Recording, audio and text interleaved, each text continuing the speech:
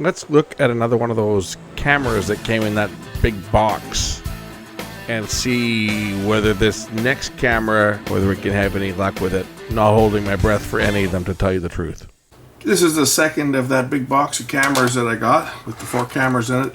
This is the F401 from 1991, and we're going to see whether this one can be made to work. I think it's probably not very likely, but we'll see. So let me power the camera up and see whether anything lights up. I don't have any picture from the camera, and I have no video on the display, and I have no picture on the viewfinder, and the camera is powered up. If we look on the viewfinder, we'll see that it's lighting up, but there is no picture. Now, like the last time, I don't know whether this AC adapter is any good, so we'll try powering the camera up with 6 volts externally and see whether anything happens on the viewfinder. But I get the sneaking suspicion that this camera is going to be in exactly the same boat as the other one, and it is. I see just a scrambled mess of a picture on the screen. We'll try plugging in the external monitor, and I actually see something more on this one than I did on the other one, but it's still screaming capacitors, as you can see. Now this is powered up with my external power supply. Let's just try this Sony power supply and see whether I get the same results, or do I not? Because this other power supply may be no good, but I get the same results. So I know it's not a power supply issue. It's definitely a camera issue.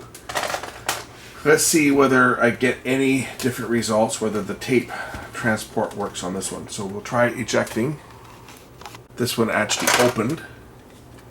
So let's try loading a tape. See whether anything happens. It doesn't. It doesn't do anything.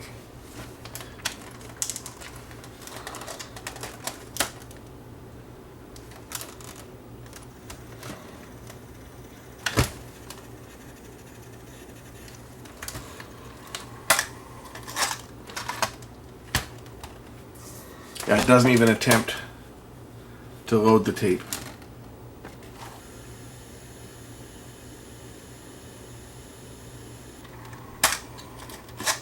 So this one's also a lost cause, I think. We'll start on this F401. Let's take this one apart.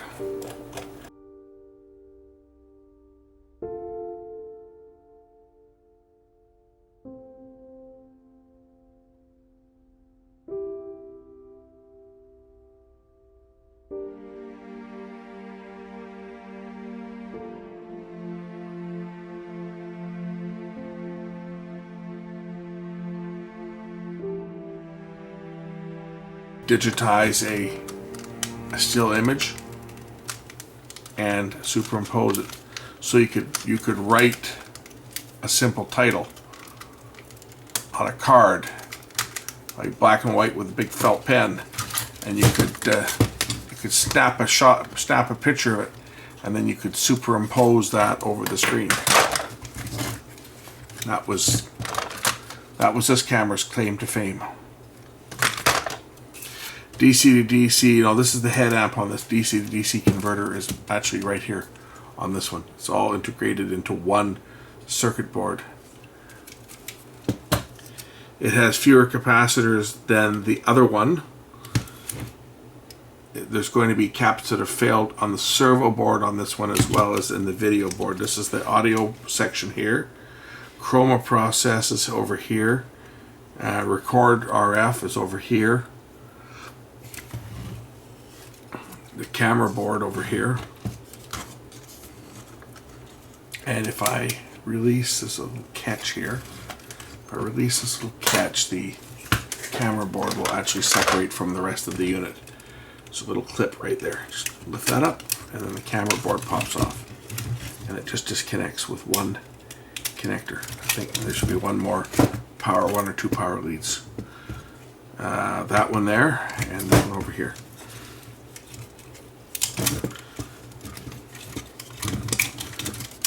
The camera completely separate on this one. And that gives you an idea how much more advanced they were than the previous model, which had all those boards that were all, folded together.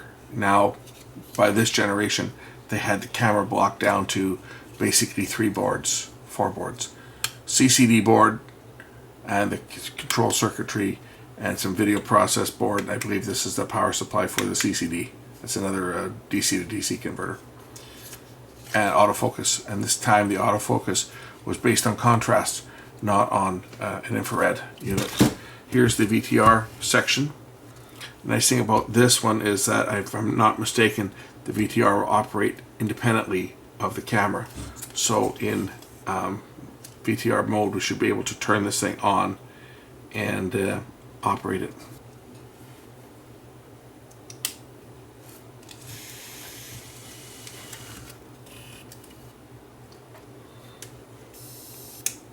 Oops.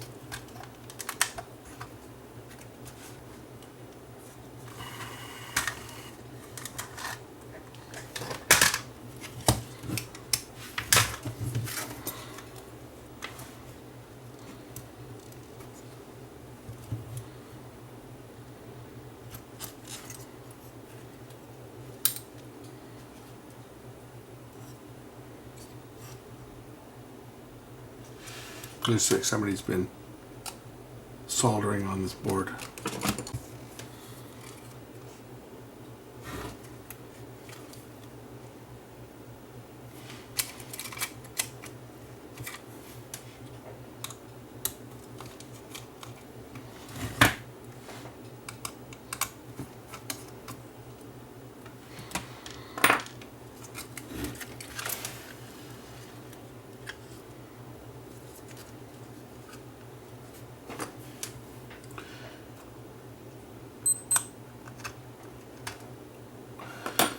Look at this stuff here on the board.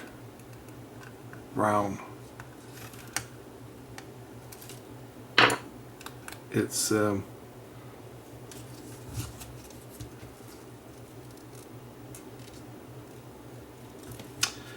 probably leaked out of caps on the other side of that board. It has leaked through the board.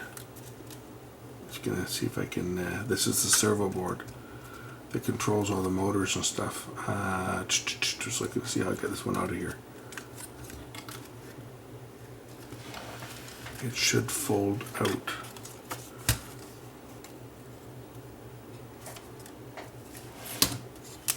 Be a couple screws and it should just fold right out.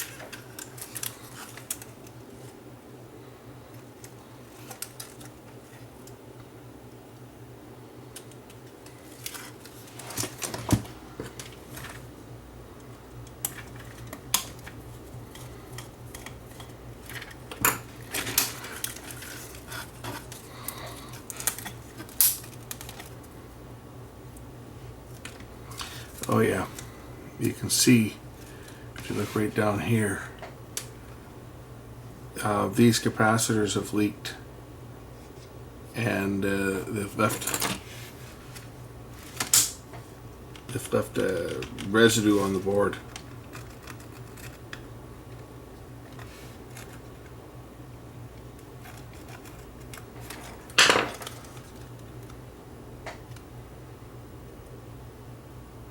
This is the drum driver circuit here. Capstan driver is over here, C driver. These are the motor driver circuits.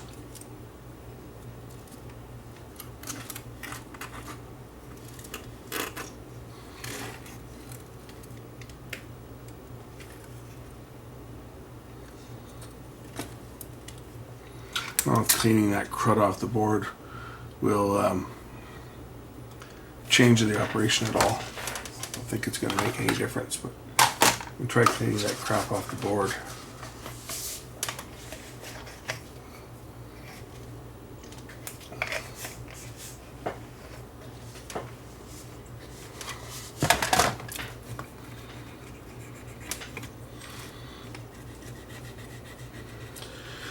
Because the problem is this, the liquid that comes out, see it's brown, black, it not only is it corrosive to the circuit board, but it's also conductive. It leaks electrically, it leaks and shorts everything out. So I don't know whether by just cleaning this crud off of here will change the operation of this thing at all, or whether it's too far gone.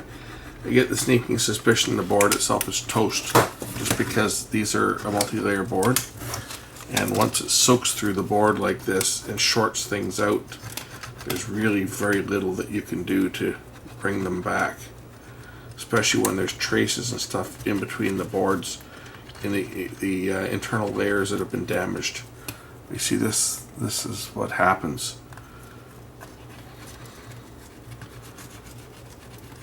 And that's why I will never ever accept a camcorder. I don't care what someone offers me. I've had people say, I'll give you a couple $100 to fix my camcorder because I've got to get my tapes.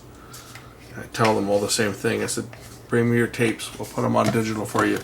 I'm not taking your money to try and fix your camcorder, because even if I can get it running, it's not going to stay running because of the damage that gets done when these little ticking time bombs go off. There's a more right on under this connector here. You can see it right here. It's black, right?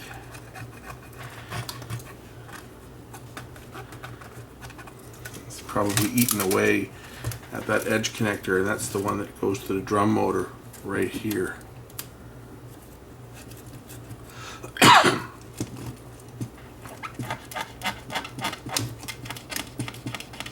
What I'll try and do is I'm just going to fold this board back in, and we'll try powering this thing up and just see whether it does anything different than it did before. I don't think we're going to see any improvement or any change in the way that this thing operates.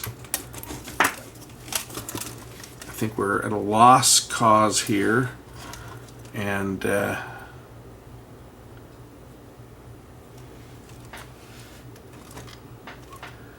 the main reason I'm tearing this down for you guys is just to show you what happens on these camcorders and why you can't fix them, and why anybody that claims that they're going to be able to get your camera going is giving you false hope. Because even if they can get it going, with the damage that happens from the leaking electrolyte out of the caps, the damage that happens is generally makes them too far gone.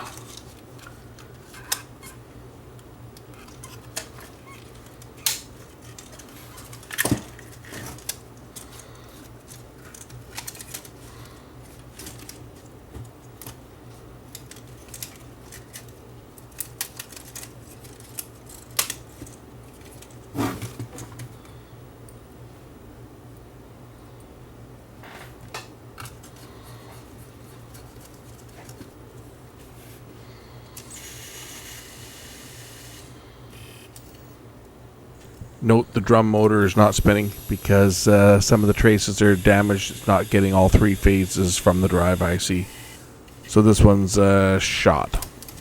So as we sit here, this one here is, again, another lost cause. I'm not going to spend any more time on it.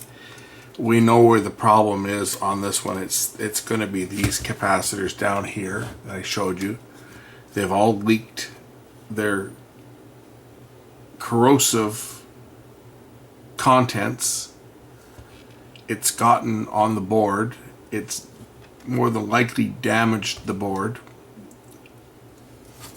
There's a 99% chance that the board itself is completely shot, because this one I think is a 4-layer board on this one. Could be a 3-layer board, but it doesn't matter. There are traces on both sides of the board, and there are more traces in between on the second layer down. And the problem that happens is on the circuit board, so if we get a close-up of the board here. So each of these little points here, these are a through hole. And what they do is they connect between the top side, the bottom side, and the middle layers. And the problem that happens is when this electrolytic leaks out of these capacitors. These ones here don't show that they've been leaking. At least these ones don't look like they have been leaking too bad. The ones on the other ones did for sure. We could see it. But what happens is when they leak, the mildly acidic or base liquid that's in them gets into the board, and it gets down in between the layers, and like a sponge it spreads out between the layers. You can see some of the traces here, right? That's the middle layer. You can see that trace there, that darker line. So it gets into the middle layers and it spreads out, and once it spreads out, it attacks the copper and it starts to eat away at the copper. So then you end up with copper traces that are severed internally, and there's just no way to repair it once it happens. It's what we call board rot, and the only solution is to change the circuit board, which of course you can't change a circuit board on one of these. You can't get them. See, here's the ribbon connector that goes to, this is the capstan motor, I believe. That's how they're supposed to look. And now look at this one here. They're all black. This is the drum motor. So the electrolytic has gotten into here. It's leaked through from the other side. It's gotten into here, and you can see where it's damaged the traces on this connector. And this is the connector that the drum motor is connected with. And that's probably why the drum motor is not spinning, is because the traces are severed. You can see the black crap here, right? This is a really sticky, corrosive, you can see it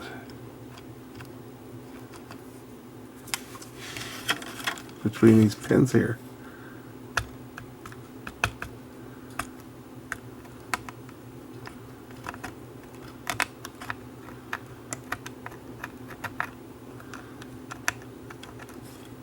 And that shorts things out. There's through holes right there where right where it's all been leaking. And then you can see it here on these pins and around here.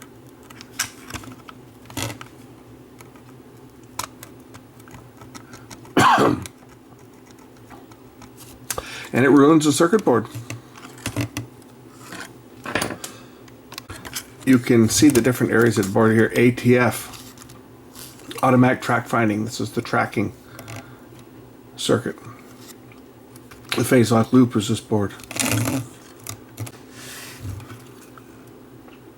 Record chroma, record automatic track finding. Record luminance, record AFM, that's your your audio. No index on this, there's no chips there. See driver, this is your capstan driver. Right, that's the capstan. This is the drum circuit. I'm pretty sure this was the drum circuit over here. The other board said D driver on it as well. But that's the drum connector. Here's another board. This is one of the camera boards. You can see it's this capacitor here has been leaking. So as I think this one. This is a through hole cap, but you can see the liquid that's leaked out of it. Look at that, see? That probably just leaked when I powered this thing up tonight. As soon as the voltage was applied to it, this cap here started pissing onto the board. You can see it leaking out of here.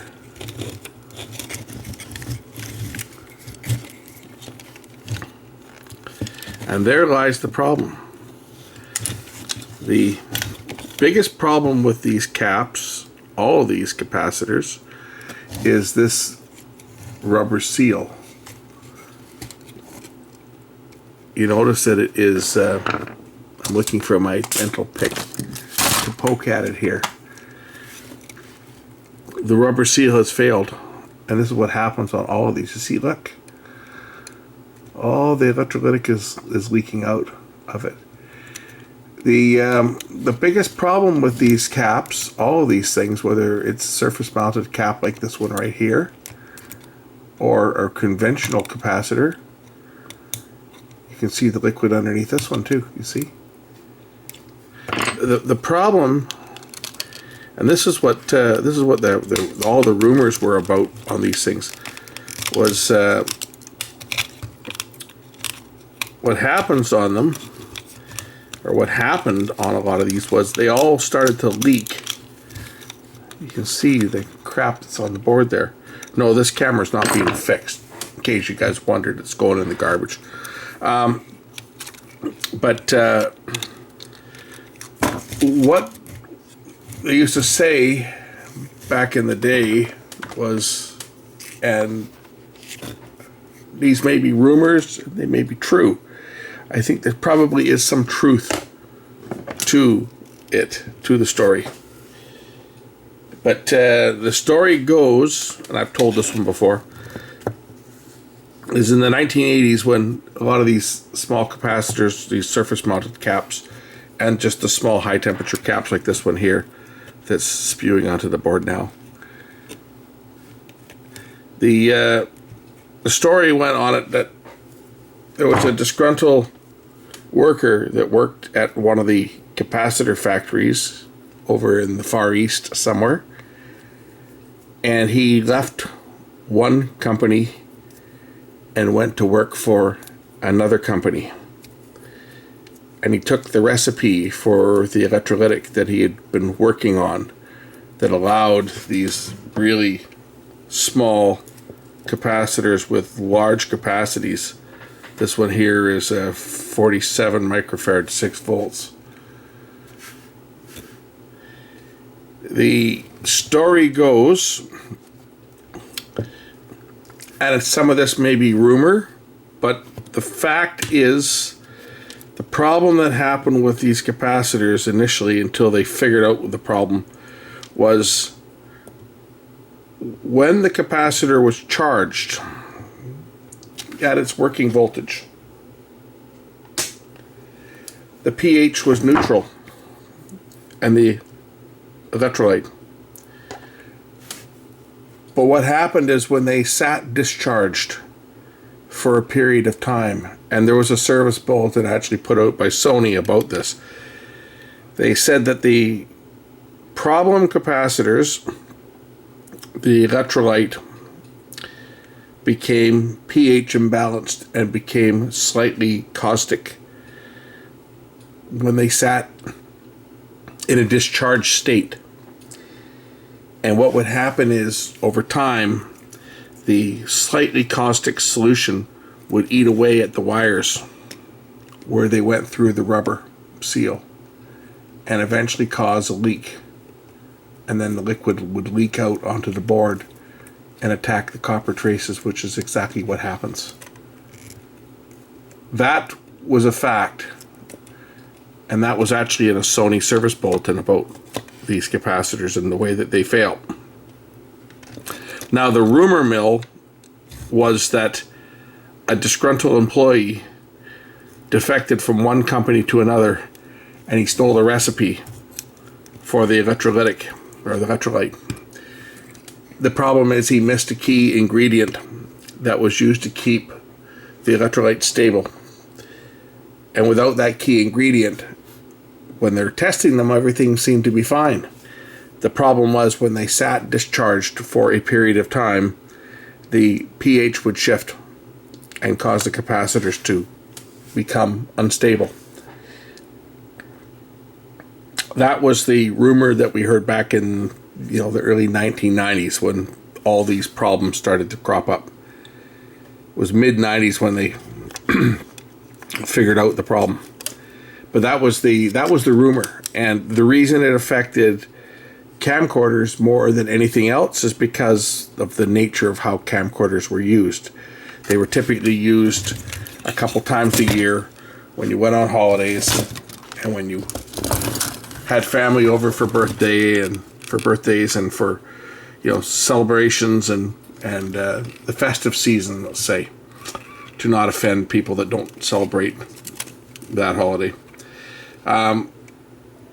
So that was the biggest problem, was the way that camcorders were used. Camcorders were used seldom. They weren't used every day. Like your VCR was used every day. Your TV was used every day. Your radios were used on a regular basis. So the problem wasn't so bad on those devices because they were always kept charged up and they were used on a regular basis. But camcorders sat around for months on end without being used, and they started leaking. And boy, did they leak. And they ruined the circuit. And this one's another example of a camcorder that is ruined. So we're not going anywhere on this one. This one's shot. This one's going in the recycle bin. I'm sure that the other little one is also going to be the same. And we will look at that one too and condemn it as needed. But for this one, I'm going to close the video off now because this one here is beyond repair. Thanks for watching.